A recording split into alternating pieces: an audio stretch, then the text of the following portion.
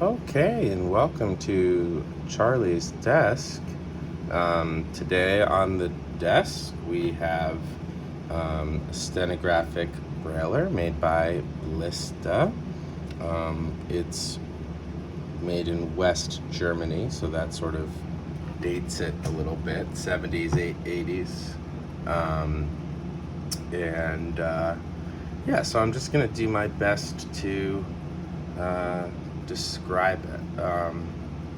Size, I'll start on the outside and then we'll open it up, because it's like a fully self-contained thing that you could throw in a bag.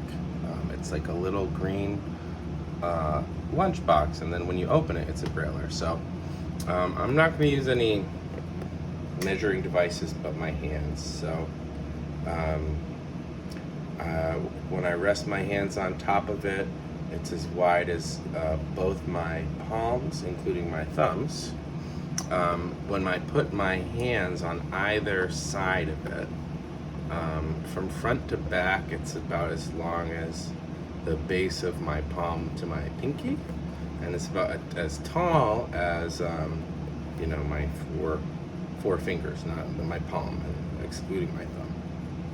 Okay, so 2 hands wide, 4 fingers high, almost a palm, a little longer than a palm. So it fits very comfortably in your hands. The top is plastic. On the top you can feel this seam going along horizontally, and then there's another seam as though there's some unfolding, and then there's a little lever that you press to unlock sort of the lunchbox Brailler that I just clicked. But I'm going to stay on the outside of it for a little bit and just rotate all the way over to the bottom. So the bottom feels nice and cool because it's made of metal. It is clearly the bottom because in each of the 4 corners there is screwed in little rubber feet. And then there's the serial number, 5 digits, 42089, and then there's 6 little bolts that I dare not undo, that must be holding things together. And then as I rotate to another side, the long side of it, you see some hinges, where this little door is going to open up, and when you go to the side of it, you kind of see how it flares up. So when that door opens, it'll reveal the keyboard. And then the back side of it, it has this tape dispenser because it brailles onto a 13 millimeter tape. And it has this little kind of toggle that you can advance or read back what you've written. So I'm imagining this courtroom moment with the stenographer. Like, can you read that back? And they have to scroll back on the braille. What you can see is the top is not exactly flush. The plastic green top is not exactly flush with the bottom. And one thing that's interesting about this Brailler, you can see there's a spongy foam in there, and you'll see more of that, and I'll explain why more later. But I'm gonna turn around, have it sort of facing me. There's it's a sticker that says Deutsch Blindenstudeniastalt E.W. Blista, West Germany. So I put my hands on top of it, and then by my thumbs is this little lever which I push back, and then it opens up. This door folds down, and on the left hand side are the Braille entry keys. The space bar folds out and over, right? So it folds up and in so it can fit in there. And then you have your 6 keys. They're nice, very straightforward, bent metal, black, matte, not glossy. And you also observe some interesting things here. They're all designed to make this a quiet courtroom Brailler. So portions of all of the Braille entry keys are wrapped in little plastic, and there is You know, it almost looks like a stepping stones of rubber.